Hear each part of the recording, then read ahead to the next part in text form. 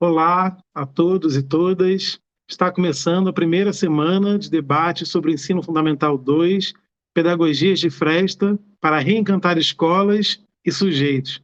Eu me chamo Pedro Bárbara, sou professor de artes cênicas e estou no cargo de gerente da Gerência de Anos Finais da Coordenadoria de Ensino Fundamental e vou apresentar essa mesa temática, cujo título é um convite à reflexão. Professor de quem? Professor de quê? A semana foi organizada pela Gerência de Anos Finais da Secretaria Municipal de Educação do Rio de Janeiro, em parceria com diversos outros setores, como a Gerência de Relações Étnico-Raciais, a Gerência de Projetos Pedagógicos Extracurriculares, com a Escola de Formação Paulo Freire e a Multirio, nossa parceira de sempre. A transmissão está sendo realizada pelo aplicativo Reeduca em casa e pelo canal da Multirio no YouTube. A primeira semana de debate sobre o Ensino Fundamental 2 surge da necessidade de nós repensarmos a escola que nós temos hoje. É preciso valorizar os campos de experiência, é preciso valorizar e dar espaço para os saberes praticados, estimular a relação entre os sujeitos que estão nesses lugares e revelar todos os encantamentos que esse espaço escolar desperta. A programação completa dessa semana traz encontros muito especiais, com propostas de atividades síncronas e assíncronas, remotas ou presenciais, tudo com o objetivo de promover discussões e vivências inspiradas em temáticas significativas para educadores que atuam no segundo segmento. Para os professores e professoras que se inscreveram nas vivências, fiquem ligados, elas começaram hoje e vão ocorrer até sexta-feira, o dia 13 de maio, em diferentes territórios da cidade. Então, se você se inscreveu, dá uma conferida lá no horário que você escolheu, na vivência que você escolheu, e esteja presente a partir das 9 horas da manhã na maior parte desses territórios. Teremos ainda, de forma virtual, mesas temáticas como essa que a gente vai apresentar hoje, com pessoas mais do que especiais, pessoas muito queridas e especialistas nas suas áreas. Teremos rodas de conversa, que é um espaço de trocas, de experiência, de ampliação de repertório e de diálogo entre diferentes setores dessa Secretaria de Educação, da gerência de educação, dos profissionais da nossa rede, para ficarmos todos por dentro do ensino fundamental 2. Olha, nós ainda teremos muita coisa pela frente, toda a programação detalhada você encontra no link abaixo, aqui na descrição do vídeo, tá bem? E agora, sem mais delongas, eu vou chamar o nosso convidado para essa mesa temática de hoje. Vou repetir o título: Professor de quem? Professor de quê? Ele que é escritor, filósofo, ambientalista, um pensador, um provocador do nosso tempo, autor de livros como Ideias para Adiar o Fim do Mundo e A Vida Não é Útil, e me traz uma alegria enorme. Eu fico muito emocionado de poder conversar com você, Ailton Krenak. Vivas, vivas, meu amigo, obrigado pela sua presença. É um presente para todos nós. Saudação, Pedro, viva, viva. Viva, viva. Cumprimentar a todas as possíveis pessoas queridas que vão estar ao alcance, né, dessa nossa conversa, saudando todo mundo. E eu gostaria, óbvio, de estar muito mais acomodado para fazer essa conversa com você, Pedro, mas eu estou viajando. Então, nós vamos fazer ela em condições um pouco imprecisas, né, com risco de internet, essas coisas, mas eu acho que o que importa é o que a gente conseguir afetar uns aos outros com a nossa presença. E enquanto você fazia a nossa abertura, eu fiquei pensando nos nossos avós, pensando nas nossas avós, pensando nas gerações que nos antecederam e que nos deram tudo que a gente é. Nós somos como pessoas feitas de terra. Vamos imaginar que os nossos avós nos esculpiram em terra, em barro, e fizeram isso com uma simplicidade onde o que nos impregnou foi o amor, o afeto desses seres que nos legaram a vida. Nós somos a produção de afeto dos nossos ancestrais. Eu tenho ouvido repetidamente as pessoas dizerem que a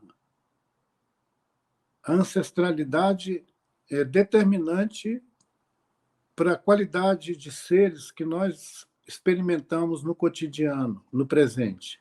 Quer dizer, o futuro é ancestral. Aconteceu antes isso que nós estamos vivendo agora. Só que nós estamos sendo o tempo inteiro capturados por uma emergência do tempo, como se tudo estivesse correndo.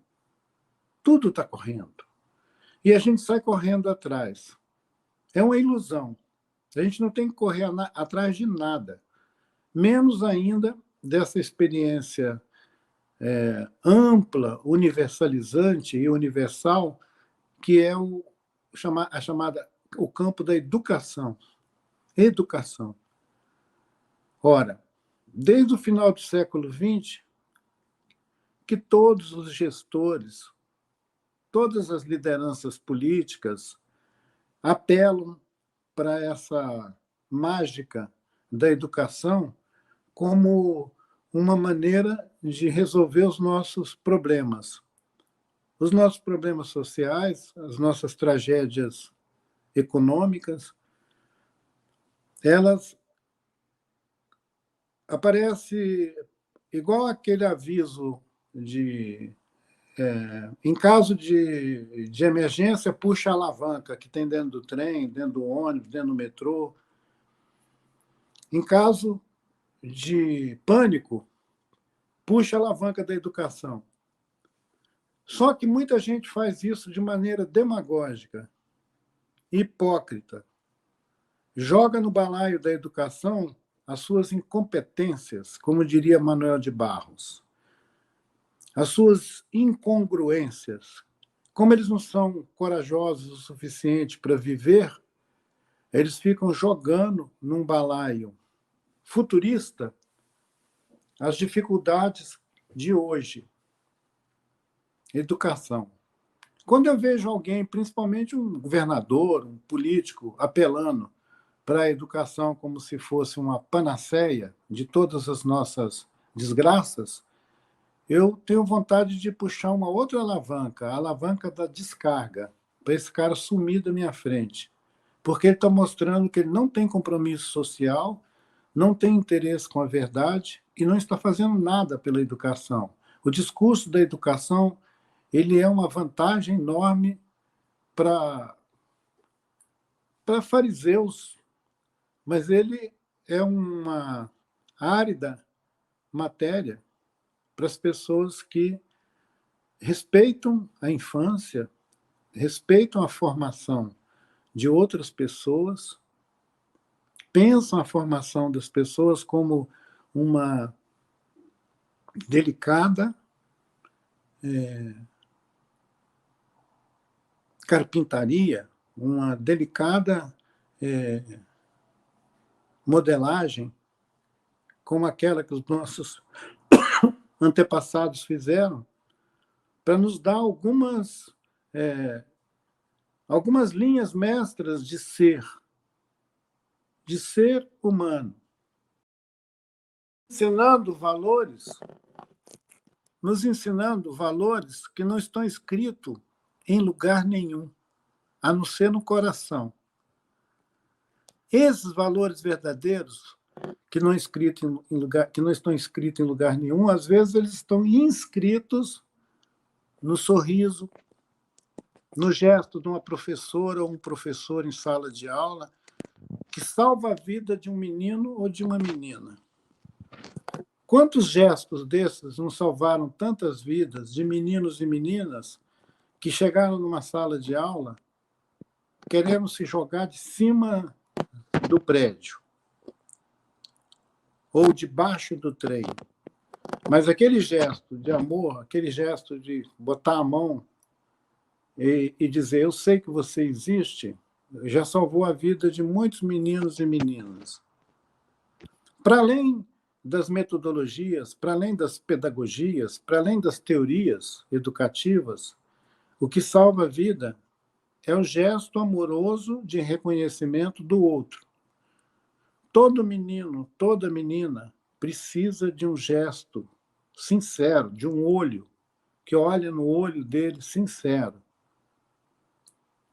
Se a gente tivesse prestes a despencar todos num precipício, sem cura, e alguém me perguntasse, Ailton, qual é o último presente que você pode dar para a experiência educadora? Eu ia dizer, olha no olho do menino e da menina que está na sua frente, de preferência da altura deles. Se você for muito alto, dá uma baixadinha e olha no olho deles. Se você for muito baixinho, sobe no banquinho e olha no olho deles. Faça um exercício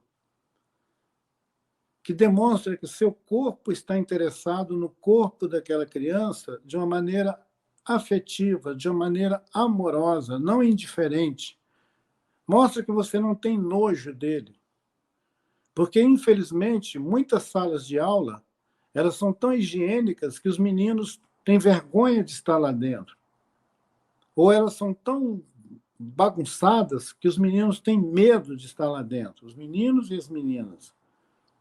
São seres maravilhosos que estão vivendo a sua infância e que, antes de serem tomados como vasos vazios para a gente encher de conceitos, ideias, orientação, são seres sensíveis, únicos, e que eu acho, inclusive, que o número de presença que às vezes se exige numa sala de aula, de você botar mais de 20, às vezes 40, 60 meninos e meninas numa sala de aula, já é um absurdo. É como se fosse uma estética, é uma estética do exagero, né? do acúmulo. Você põe 40, 60 meninos numa sala de aula e quer que uma professora ou um professor consiga se comunicar de maneira sensível com eles. É claro que não, vira multidão. Para falar com a multidão, você sobe no palanque e fala com a multidão. Para mim, mais do que 30 meninos e meninas é multidão. Para ter um contato sensível, tem que levar em conta o número de alunos com quem você tem a responsabilidade de se encontrar todo dia. Eu imagino que eu estou falando com educadores, que é um universo de pessoas que eu tenho o maior respeito. Tanto que eu acho que a gente não pode banalizar esse diálogo com o educador. Não pode banalizar, ele não pode virar uma conversa burocrática. Ele não pode virar uma conversa de quanto você vai produzir, quanta gente você vai entregar com o certificado.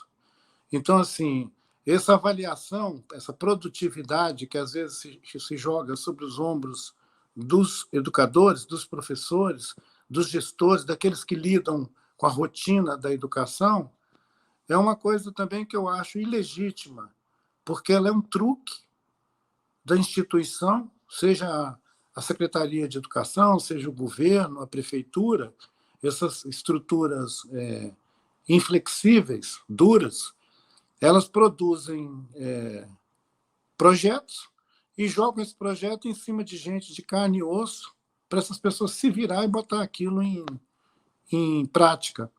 É terrível.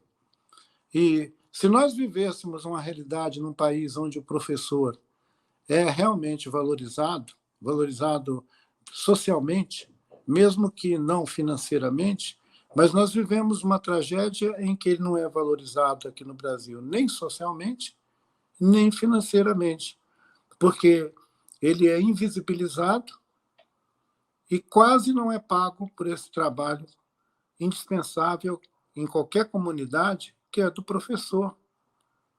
O professor. Eu acho que nós temos produzido muito argumento para não dar solução nenhuma ao fato objetivo de que os professores, esse lugar historicamente constituído lá no século XIX, por aí afora, porque é bom a gente lembrar, né, queridos? Até 150 anos atrás, não existia esse negócio de educação universal, não. Universal era só o reino de Deus, tá? Educação, não. Educação era para os príncipes. Educação, até o século XIX, era para os príncipes, para as famílias ricas, para as famílias que produziram o mercantilismo, que produziu a riqueza. Então, alguns deles educavam seus filhos para continuar a administração do empreendimento familiar. Essa ideia da educação, a educação popular, a educação para o povo, ela é um evento do final do século XIX, começo do século XX, e ela tem tudo a ver com a industrialização. É quando nós passamos a criar escola para produzir trabalhadores. As nossas escolas são feitas para fazer aquilo que Paulo Freire chama de educação bancária. O que é educação bancária? É você ensinar uma pessoa a apertar botão, a ficar num caixa registrador do supermercado, a fazer coisas, a fazer operações necessárias para fazer funcionar a máquina do capitalismo, do mundo da mercadoria. Como diz Schopenhauer Yanomami, esse homem da floresta, autor de um livro magnífico chamado A Queda do Céu, a sociedade moderna, ela se transformou na sociedade da mercadoria. Isso, viva Pedro, A Queda do Céu, esse livro é maravilhoso, que bom que você está com ele na mão aí para mostrar para os nossos amigos. É uma preciosidade. Então, o Davi Copenau, esse querido que nos presenteou com esse livro que o Pedro está mostrando, até os 30 anos de idade, nem português ele falava, porque só falava a língua Yanomami. Portanto, ele não escrevia e não conhecia esse assunto tão caro que nós estamos comentando aqui, que são os processos pedagógicos, que são as metodologias, que são toda a produção que, ao longo do século XX, diferentes educadores, diferentes pedagogos, diferentes correntes pedagógicas produziram para incidir sobre um serzinho que é a criança em sala de aula. Uma criança, um menino ou uma menina, convocou todo esse mundo de produção intelectual, de argumento, de conceitos, para fazer a tal da educação. E eu aprendi, quando eu era jovem, que quando a gente precisa argumentar muito é porque a gente já perdeu a razão. Se a educação fosse a centralidade da nossa sociedade, a gente não precisaria produzir tanto argumento, porque a gente ia diminuir essa distância entre o meu corpo e o corpo de um menino, uma menina que está em sala de aula, com afeto, cantando ciranda, cantando, brincando, pulando amarelinha, desenhando.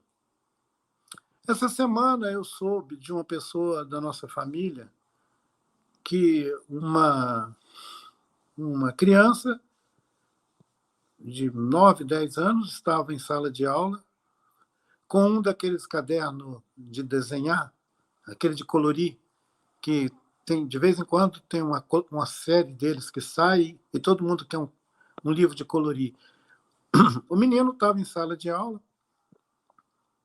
e ele já chegou em sala de aula de manhã com o caderno, com o livro de colorir na mão. Sentou, botou o livro de colorir na banquinha dele e começou a colorir. Começou a aula e ele estava tão absorvido naquela coisa lúdica de desenhar, de colorir o livro, que a professora chamou a atenção dele. E ele olhou e a coordenadora pedagógica veio à sala e simplesmente botou a mão em cima da carteira e tomou o livro do menino. O menino reagiu, tomou o livro da coordenadora pedagógica e virou um pau na sala de aula. Chamaram o pai do menino. O pai do menino ficou assustado com o telefonema e chegou na sala de aula, e chegou na escola e perguntou: o que houve? A coordenadora pedagógica disse: o seu filho não obedece. Ele queria ficar colorindo um livro na hora da aula. O pai falou: mas colorir um livro não é uma aula? Ela disse: não, naquela hora não. A matéria que ele estava tendo era outra. Ele não podia ficar com aquele livro na mão. Aí ele disse: mas por que você não pediu o livro a ele? Você tomou o livro dele. Foi o seu gesto de tomar o livro dele que instalou aquele inferno na sala de aula. Porque ele tem caráter. E ele estava absorto no brinquedo dele de colorir o livro. Quando você tirou o livro dele, você tirou tudo que ele tinha. Às vezes, numa sala de aula, a gente tira tudo que um menino ou menina tem, tirando da mão dele um lápis, uma caneta, um caderno, um gibi, seja lá o que for que tiver ao redor dele, na mão dele, em torno dele, respeita esse menino, respeita essa menina. Se você não tem mais um menino, nem uma menina dentro de você, se você já matou a criança que tinha dentro de você, faça o favor de não matar os que estão aqui fora. Não seja um serial killer. Se você é um professor, honra a condição de professor, apesar de ser maltratado, mal pago e humilhado por um Estado fascista. Nós não vamos melhorar o mundo judiando das crianças. A gente só vai melhorar o mundo estendendo um olhar e um gesto às crianças que chegam na sala de aula para ver se eles podem ainda nos ajudar a salvar esse mundo que está despencando na ladeira. A gente não pode vender mentira para as crianças. E a gente também não pode se conformar em apenas reproduzir apertadores de botão em supermercado, caixa de banco, essa educação bancária, que as instituições concordam em reproduzir, porque é melhor. Vamos reproduzir um tipo de sociedade que já está aí, que não tem nada de novo. É tão velho quanto o século XIX. É por isso que eu lembrei que lá no século XIX se começou a abrir salas de aula, mas ainda era para pessoas brancas, para pessoas que tinham renda. Eram as mesmas pessoas que eram admitidos como eleitores. Para você ser eleitor no final do século XIX, começo do século XX, você tinha que ser branco e tinha que ter renda. Aí você podia botar o filho na escola. Só depois da década de 20, 30, por aí, gente, é que as escolas foram se abrindo para esses meninos coloridos, de todas as cores. Mas a escola continua estranhando esses corpos coloridos. A escola é feita para receber um tipo de presença. E se você chegar lá muito diferente, eles vão fazer de tudo para que você fique bem parecido com tudo, que não tenha diferença. Imagina um menino que o pai dele usa uma faixa na cabeça, inventar de ir para a sala de aula com a faixa na cabeça. Eles vão mandar ele tirar a faixa. Um menino que é da mesma etnia ou do mesmo povo do Pedro, que resolve chegar na sala de aula com o cabelo black, todo enfeitado. Vai ser objeto de observação de professor, de coordenador pedagógico, de tudo, porque eles estão interessados na aparência do menino, não na essência. A gente deveria ter um procedimento igual esse do reconhecimento facial ou da impressão digital para a gente saber distinguir cada aluno. Cada aluno. Eles não são iguais. Se você tiver 15 alunos, você tem 15 pessoas diferentes. Se você tiver 30, são 30 pessoas diferentes, 30 personalidades diferentes. Não tente tratar eles como se eles fossem um pacote. Toda vez que você se dirigir a eles como um pacote, você está arrumando problema. Problema para você mesmo. Aprenda que cada um é um. Tenta fazer isso. É difícil, mas tenta fazer isso. É por isso que eu digo que entupir uma sala com 60 meninos já é o começo do erro grave, do erro crasso, que só pode dar em desastre. Como é que é a administração escolar no nosso país? A gente administra a escola como se estivesse administrando um armazém. A gente entope o armazém e depois vai dispensando. Uma espécie de SEASA. Então, a gente tem que parar de tratar o espaço da educação como um amontoado de conceitos e de preconceitos. Ele deveria ser considerado como uma mata virgem, um lugar desconhecido, onde o educador e o educando, onde essas categorias que a gente foi constituindo, entrem pisando devagarinho, para ver se conseguem andar juntos.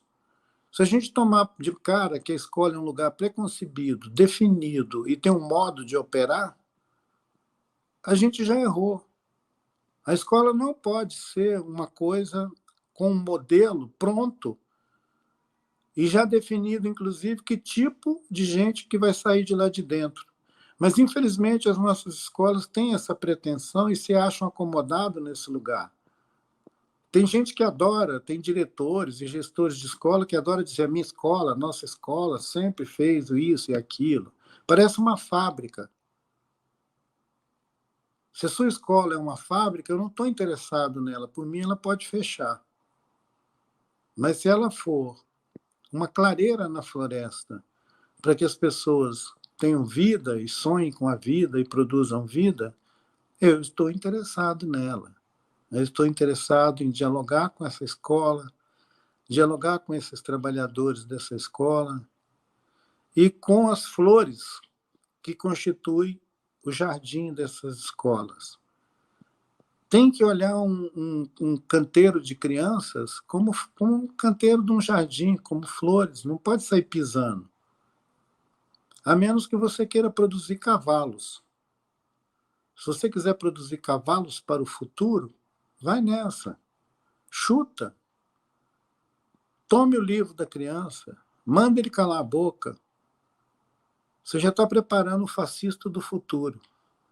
A gente tem que tomar cuidado com o tipo de sociedade que nós estamos produzindo, porque depois ela volta para cobrar o preço da gente. Essa gente que anda por aí matando e arrebentando com o país, eles foram criados para isso mesmo. Foram criados como cavalos. Agora estão aí, metendo a pata na vida brasileira, enxotando a vida brasileira, odiando a vida brasileira. O que a gente faz? A gente dá um presente para os professores que formaram eles há 40 anos atrás? Há 40 anos atrás, tinha um professor em sala de aula com essa gente, deformando eles. Quem sabe fossem escolas de elite que estavam deformando eles, aquelas escolas que sabem que tipo de gente que ela vai entregar para a sociedade. Ela vai entregar robôs para a sociedade, robôs treinados. Nós estamos pagando, gente, nessa geração agora, o preço de termos sido convencidos e omissos com relação à educação nos anos 80, 70. Esses caras que estão com 50 anos aí, na década de 80, eles estavam aprendendo, começando a ir para a escola. Na década de 90, eles estavam no colegial. Agora estão vendendo arma por aí. Será que foi para isso que a gente treinou eles? Para vender arma? A turma da arpia?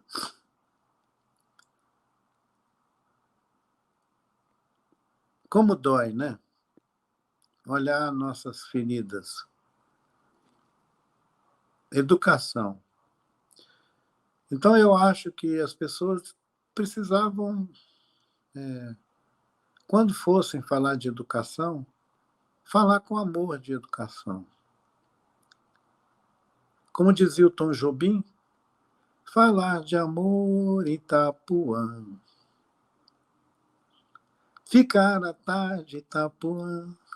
Oh, falar de amor em Itapuã.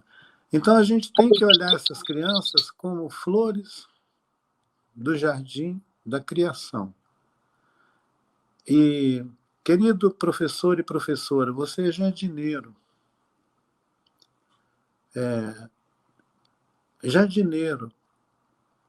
Um jardineiro com interesse em que a paisagem seja próspera, seja bonita, que você possa andar de dia ou de noite no seu bairro sem ser agredido, sem ser atacado por um cachorro doido. A gente produz cachorro doido, produz cavalo também. Algumas escolas podiam botar na entrada fábrica de cachorro doido. Outras podiam pôr produção de cavalos.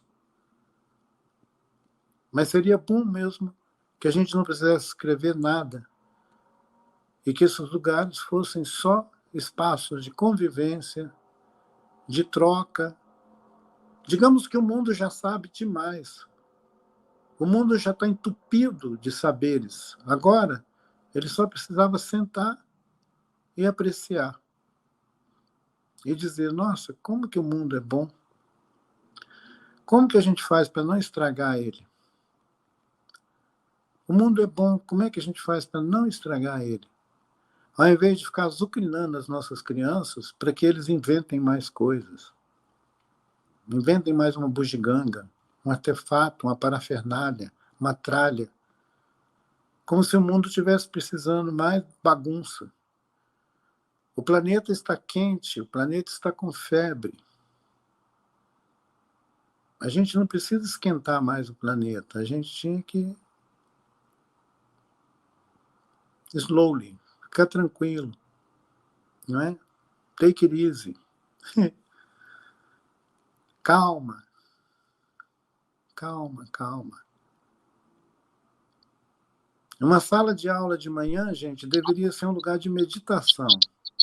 Eu queria abrir uma sala de aula em algum lugar do mundo onde as crianças chegassem de manhã e encontrassem alguém falando com eles, pessoal, vamos meditar hoje? Vamos plantar bananeira. Vamos ver quem consegue ficar com a cabeça para baixo e a perna para cima. Depois vamos deitar no chão. Vamos respirar, inspirar. Aí depois, o que a gente pensar durante a meditação, a gente vai fazer o resto do dia. Que pode ser mexer na terra, preparar um alimento comunitário, coletivo, contar história. O repertório que nós já temos é suficiente, gente. A gente não precisa inventar mais repertório. Quando eu escrevi esse livrinho, Ideias para Adiar o Fim do Mundo, eu, sinceramente, tentei ser o máximo econômico para não encher linguiça. Ah lá, Ideias para Adiar o Fim do Mundo. Esse livrinho azul aí. O Pedro está o maior propagandista hoje. Mundo imaginário da educação. A gente tem que pensar ele como um imaginário. A gente não pode pensar ele como uma coisa pronta, uma coisa que já existe. A gente tem que ser capaz de pensar como algo que ainda vai ser construído. Quem sabe no século XX, com tanta carência, com tanta, sei lá, ansiedade, essa história da educação tenha respondido à industrialização, à mecanização, à robotização, todo esse distanciamento que os nossos pais e até avós tiveram que fazer da vida cotidiana na Terra para se tornarem treinados para a produção, para o mundo industrial, para o fordismo, para essa reprodução de bilhões e milhões de equipamentos, de coisas parecidas uma com a outra, fabricar televisão, fabricar geladeira, fabricar carro. E a gente treinou uma humanidade para fazer esse tipo de coisa. E com isso, a gente impactou muito a vida no planeta Terra. A Terra está com febre. A Terra está com febre porque nós somos um formigueiro na Terra. Nós estamos comendo a Terra. E a gente não pode continuar treinando os nossos filhos para eles continuar comendo a Terra. Então, a educação bancária é educar a gente para comer a Terra. A gente tem que ter um tempo, conversar com calma, com essa nova geração, e ver se eles têm alguma ideia para o mundo adulto diminuir a fúria consumista, a começão do mundo. A gente não pode ensinar nossas crianças a querer comer mais mundo do que a gente já comeu. Devorar montanhas, matar rios, destruir floresta, predar as baleias, os ursos, matar todo mundo, degelar o Polo Norte, acabar com tudo. É isso que a gente vai fazer mesmo? Fazer um míssil, sentar um míssil em cima do outro? Olha a Europa. A Europa que era tão bonitinha, né? Tão bonitinha a Europa. Agora está prestes a meter uma bomba em cima de si mesma e arrombar a história da humanidade. Então, ideias para adiar o fim do mundo, quem sabe elas possam vir desses meninos e meninas que nós temos a pretensão de educar. Ora, se eles é que vão trazer a novidade ao mundo, por que nós, que já estamos para lá de Marrakech, vamos querer ensinar a eles? Nós vamos ensinar o quê para as crianças? Professor de quem? Essa pergunta, professor de quem, é maravilhosa, porque ela obriga você a pensar naquela pessoa que você está tomando como aluno. Quem é ele? De onde ele veio? Que língua ele fala? Que mundo ele pensa? E dá uma oportunidade a ele de te entregar um mundo que você não conhece. Um mundo novo. Professor de quê? É maravilhoso, porque uma das origens dessa pergunta é um menino que vê um professor entrando na sala de aula, olha e fala: você é professor de quê? Aí o cara: eu sou professor de matemática, eu sou professor de português, eu sou professor de literatura, eu sou professor de gramática, eu sou professor de história. Mas não é essa a pergunta. A pergunta mesmo que interessa é: professor de quem? Essa pergunta é singular, porque talvez ela possa ter a chave do dia a dia, de cada dia, quando o professor e a professora têm que deixar a sua vida familiar, a sua jornada, todos os seus problemas em algum outro lugar, e entrar na sala de aula e dizer: olha, eu sou a professora de vocês hoje, sou o professor de vocês hoje. Diminuir um pouco o peso que essas pessoas, cidadãos, cidadãs, carregam nas costas, que é esse título pesadíssimo de professor de alguma coisa. Professor de quê? Professor de quem?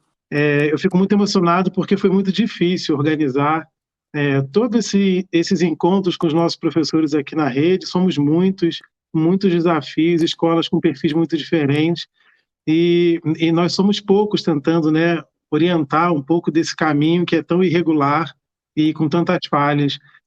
Mas quando eu ouço as vozes da floresta, acho que eu vou me referir assim, com todo respeito e com todo o meu carinho pelos povos da floresta, eu fico pensando o quanto a gente tem que aprender, temos para aprender sobre esses não lugares que a gente acaba tentando ocupar. Quantas vezes já me peguei tentando tirar os meus estudantes, né, os meus mais de 30, 40 às vezes, da minha sala, para passear pelo pátio da escola, porque entendi que o pátio da escola era um lugar mais próximo desse não lugar que a escola é. E fazendo isso, pegando como referências algumas das suas falas que me trazem um lugar de sonho. Para mim, a escola tem esse lugar de sonho. E aí, se o senhor me permite, vou fazer uma pequena lembrança aqui de um trechinho do livro que o senhor escreveu, Ideias para Adiar o Fim do Mundo, e é um dos trechos que ele é super simples, mas me encanta de um jeito que o senhor nem imagina. Ele fala mais ou menos assim, que eu li uma história de um pesquisador europeu do começo do século XX, que estava nos Estados Unidos e chegou no território dos Hopi. Ele tinha pedido para alguém para falar com uma pessoa. E quando ele foi encontrar com essa pessoa, ela estava parada perto de uma rocha. E o pesquisador ficou esperando até que ele falou: Uai, mas ela não vai conversar comigo, não?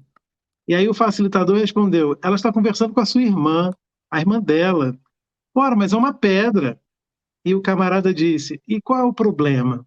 É, esse, esse trechinho, para mim, ele é fantástico, porque ele traz uma dimensão de que nós temos outras pessoas, outros lugares, É. outros seres, o mundo nos ensina. E a pedra é minha irmã, e a pedagogia da pedra também pode ser importante.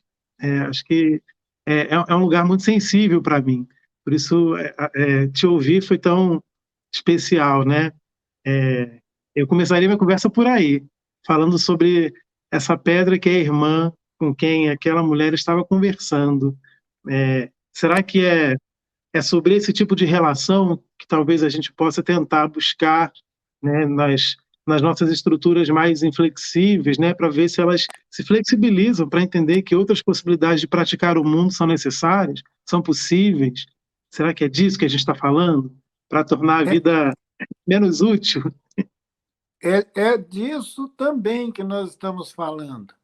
Porque, Pedro, quando nós conseguimos disparar essa disposição de multiverso, de reconhecer sinais em tudo como potência, onde uma pedra pode ser a minha irmã, onde uma montanha pode ser o meu avô, um rio, e um pássaro, e uma criança pode conversar com a parede sem ser considerado anômalo, sem ser considerado maluco. Ele pode conversar com a mochila dele, porque eu sei que já teve criança que foi constrangida porque estava conversando com a mochila e alguém tirou a mochila dele e falou: "Você está maluco? Conversando com a mochila?" Mas alguém pode, sim, senhor, conversar com a mochila. E pode conversar com quem quiser. Você pode ter um amigo invisível. A gente sabe disso. E se naquele dia o menino ou a menina levou seus amigos invisíveis com eles para a escola? Você vai chamar o psiquiatra? Então, assim, a estigmatização, o prejuízo de apontar alguém como estranho, só isso já seria um toque, já que nós estamos falando em pedra, seria uma pedra de toque para a gente mudar o julgamento, parar de julgar os outros, né? Eu sei que é muito difícil tocar nessas instituições duras, porque elas são mais duras do que a pedra. Então, elas não têm a sensibilidade de uma pedra, quem dera. Porque quando a gente pensa em questionar, eles vão dizer: tá, mas se eu for ouvir cada criança como um ser único, como é que fica a produção? É essa a lógica. Sim, É a lógica da vida utilitária. Essa pessoa tem que ser útil. Imagina que eu vou preparar uma pessoa para virar poeta, virar Manuel de Barros. Eu vou inventar uma pessoa para virar artista. Para ele virar um malabarista? Um alquimista? Não, eu tenho que inventar um idiota para apertar botão. Então, assim, infelizmente, a gente vai sempre encontrar uma estrutura muito dura diante da gente que vai dizer: olha, eu tenho que entregar 10 mil crianças no final do ano para o segundo grau, para o terceiro grau, para o quinto grau, para o escambau. Eu não posso virar o ano sem mostrar uma bandeira de mudança, igual táxi. Gira aí a bandeira do táxi. Não importa que qualidade de gente nós estamos entregando para a sociedade. Se depois eles virarem fascistas, Deus nos livre. Cruz credo, aleluia.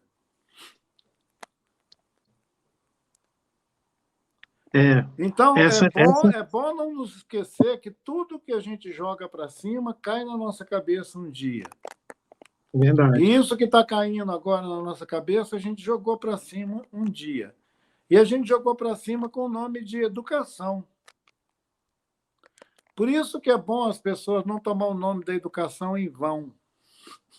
Tem muita gente que toma o nome da educação em vão. Aí depois, quando o negócio cai na cabeça deles, eles não sabem de onde que caiu.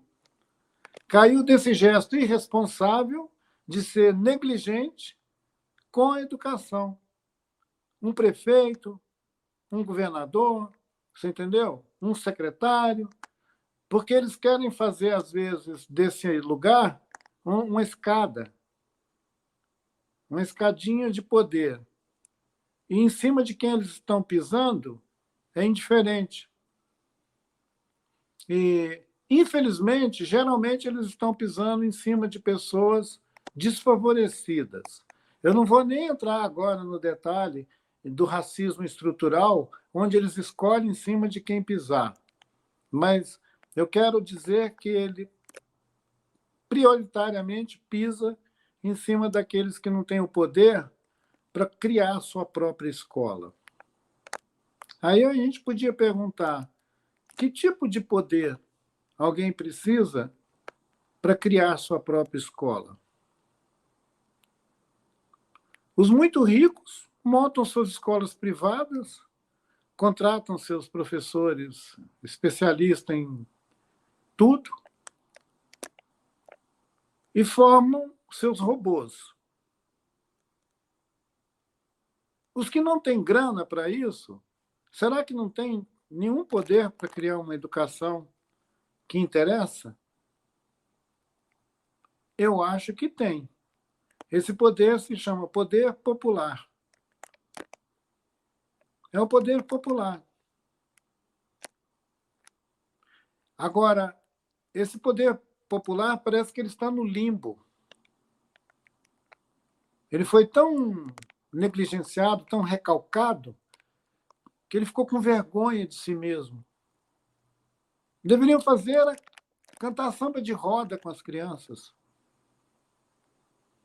O poder popular deveria abrir escolas de samba com as crianças.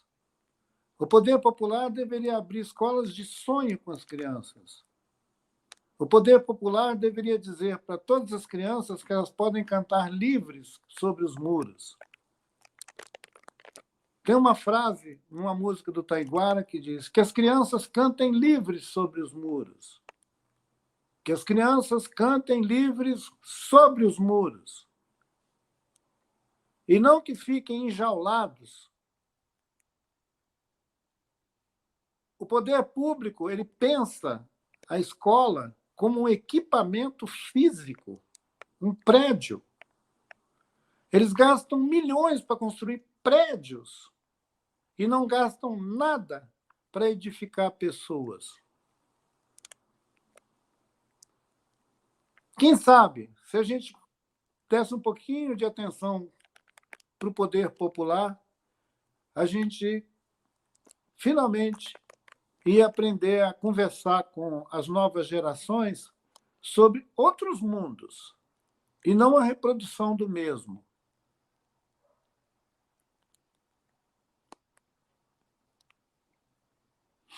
É isso. Esse é o caminho. Esse é um caminho. E as nossas, aqui no Rio de Janeiro, somos 1.543 escolas. A escola é esse prédio, é esse lugar de encontro, onde a gente lida com pessoas de todos os territórios, com pessoas que estão morando em diversas partes dessa cidade, e que em muitos lugares esse prédio, essa escola, é o único equipamento, como um aparato do Estado que chega, né, em alguns lugares mais sensíveis. Então, é mais do que necessário, é urgente nós repensarmos nossas formas de ver, pensar, fazer escola, nossas formas de ver, pensar, fazer, essa educação que não pode ser dita em vão, a partir de uma ideia de gestão popular, de pessoas que lá estão e nos seus territórios. Acho que isso é um encaminhamento muito potente, muito difícil. A gente precisa mobilizar, né, não só fisicamente, intelectualmente, espiritualmente, mas de maneira sensível, nos organizar junto com os nossos pares para pensar. Aí fica esse convite para todos os professores que nos assistem, para nós pensarmos os nossos territórios, os nossos lugares de atuação, para fazer dessa escola um lugar popular, a gente pensar o nosso diálogo com os nossos estudantes, com os nossos meninos e meninas, para prepará-los, para ouvi-los mais, para nos preparar para os dias vindouros, né? Enfim, essa é uma provocação. Professor, eu tenho uma última questão para colocar, uma última pergunta para fazer. Eu não estou te vendo na tela aqui agora, mas vou fazer. Você está me ouvindo? Eu estou Sim, aqui, ó, sim. na telinha. Agora eu estou te vendo. Agora estou te Aham. vendo. Recentemente eu andei estudando algumas falas de um cara que eu gosto muito, tem uma fala muito potente, muito áspera, inteligente e meio ensaboado, né, porque é muito bem articulado, é o Antônio Bispo dos Santos, o Nego Bispo. É uma pessoa porque eu tenho uma maior admiração também, porque consegue, a partir de uma perspectiva do povo quilombola, trazer outros, não vou dizer modelos, mas outros caminhos para a gente pensar aí o que a gente deveria de fato estar fazendo. Eu assisti um encontro de vocês dois, o título da palestra, ou da conversa, era a cosmologia do dinheiro. E eu lembro que ele usou um termo, desenvolvimento, de uma forma que eu pensei, mas gente, não é que é? A palavra desenvolvimento, associada com uma ideia de projeto de futuro tecnológico e super bem equipado para dar conta das próximas realidades que a gente nem sabe quais serão, a gente até imagina, porque se a gente não praticar as ideias para adiar o fim do mundo, o fim acaba parecendo mais próximo, né? Então é um futuro que a gente intui, mas não sabe ao certo. E aí nessa fala sobre uma ideia de desenvolvimento, trazendo a ideia de que, de fato, a educação poderia ser um lugar onde as pessoas precisam estar envolvidas, comprometidas, participando do processo, não apenas ouvindo, recebendo coisas desse processo, né, mas envolvidos. O senhor acha que essa é uma provocação também pode ser importante para acionar aí os nossos colegas professores, professoras da rede? Eu gosto muito do Nego Bispo. É uma pessoa maravilhosa, é um pensador fora da caixinha, e ele surpreende a gente porque parece que ele vira o balaio de cabeça para baixo. Você está caçando a tampa do balaio, ele já virou ele. E ele tem, por exemplo, uma observação que eu acho muito rica, Pedro, que nós sempre, na nossa geração, a minha mais velha, a sua mais nova, imaginava a possibilidade de convergências, né? E, e ficava confortável nessa jornada pela convergência. Então, quando nós conseguíssemos convergir sobre o tema da educação, por exemplo, a gente teria alcançado esse grande objetivo, que é quando as diferenças estariam subsumidas dentro de um propósito comum, né?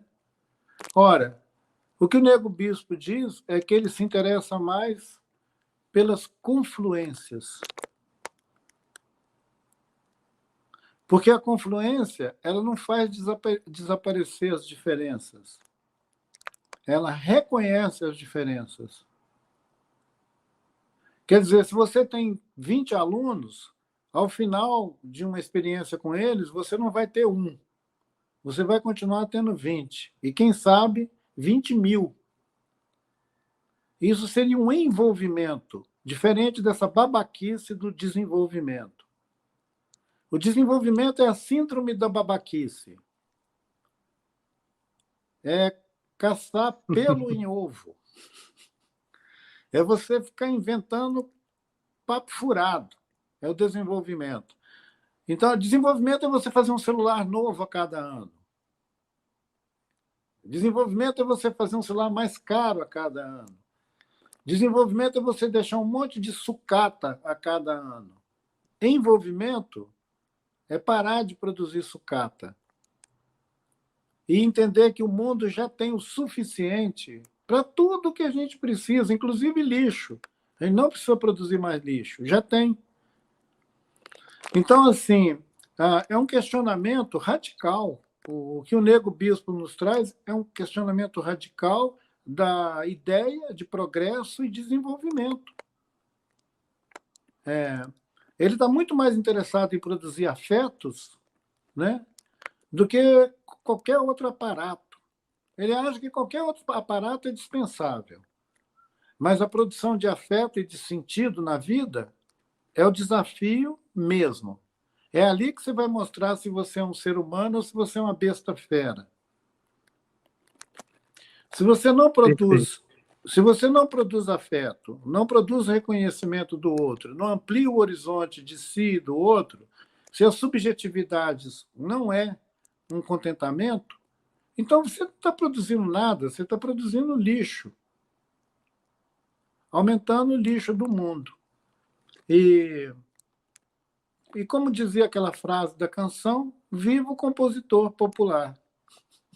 Viva o compositor popular. Meu querido, eu estou muito feliz. Eu gostaria assim de te agradecer mais uma vez, em nome da minha equipe toda, da gerência de anos finais, professores muito comprometidos aí com algumas causas muito difíceis, muito duras, não tão duras quanto mais duras do que a pedra, mas não impossíveis de serem contornadas. A gente precisa confluir. A palavra confluência, ela está presente em quase todos os nossos encontros presenciais desta semana. Nós levamos uma proposta desafiadora de confluir para aproximar dos nossos colegas que estão lá em diversos lugares dessa cidade, e a gente espera que todo mundo possa se envolver na medida do possível, estar envolvidos com essas confluências, com essas redes que nós temos tentado criar. Esse é um desafio, mas também é um compromisso. Queria que o senhor pudesse deixar para a gente uma última palavra. Nosso encontro está, infelizmente, chegando ao fim, e é isso. A palavra é sua para a gente poder caminhar para o final. Maravilha, Pedro. Que bom que a gente conseguiu. Eu acho que no começo da conversa eu já disse que eu estava me sentindo precário para essa conversa, porque eu estou em viagem e estava tendo que parar, ligar esse celular, que é limitado também, mas eu preferia, óbvio, ter tido a oportunidade de gravar essa conversa da gente numa banca onde a qualidade de som, de tudo, fosse agradável. Então, eu mando um abraço para todo mundo que vier ouvir essa conversa, participar dessa conversa, e desejar a vocês uma ótima jornada, começando hoje e vai até sexta-feira, não é isso? Isso, sexta-feira, dia 13 de maio. Então, viva o dia 13 de maio e um abraço a todo mundo. Axé para quem é de axé, ereré para quem é de ereré, viva para todo mundo. Viva para todo mundo. Muito obrigado, Ailton Krenak, pela sua parceria, pelas suas provocações, pela sua presença, que é um presente nesse encontro, nessa semana do Fundamental 2. Eu vou dar uns avisos finais para poder encerrar aqui. Então, agradecendo a todos os profissionais de educação, todos os professores que com muito carinho, espero que recebam essa conversa tão cheia de provocações importantes, reflexões importantes que precisamos fazer para a nossa educação empoderada e dita de uma maneira que não seja em vão. Então, obrigado a todos por nos acompanharem até aqui. a gente acredita que essa conversa pode contribuir para começarmos a pensar sobre outras possibilidades de escola, outras possibilidades de praticar o mundo, como disse o professor Luiz Rufino, na mesa temática de ontem, né, falando sobre pedagogias para reencantar o mundo. É uma escola que reconhece e valoriza os saberes praticados, as experiências sensíveis e as trocas simbólicas, na qual o conhecimento brota, ele pode brotar a partir das trocas de diferentes campos de saberes, a partir da relação entre as vidas das pessoas que habitam esse lugar chamado escola. E é bom lembrar que a Gerência dos Anos Finais disponibilizou um link aí para vocês avaliarem, avaliar no sentido mais generoso da palavra, né? Mas a gente gostaria de conhecer a percepção dos professores sobre os temas que a gente está trazendo ao longo dessa semana. Então, esse link vai ficar aí abaixo na descrição do vídeo, e só com esse preenchimento aí dessa avaliação é que a gente consegue identificar os professores todos que gostariam de ser certificados por esses encontros, ok? Então, não esqueçam de preencher. E, como sempre, e não menos importante, essas mesas, as rodas de conversa, elas ficaram todas disponíveis no canal do YouTube na Multirio, e por isso, você que ainda não se inscreveu lá nesse canal, então se inscreva lá, um lugar para a gente acompanhar os nossos professores da rede, tudo aquilo que a Multirio produz para a gente, e tem grandes novidades lá nessa programação. Até amanhã, amanhã tem muito mais, fiquem ligados na programação. Tchau, muito obrigado, professor. Axé. Até a próxima. Tchau, tchau.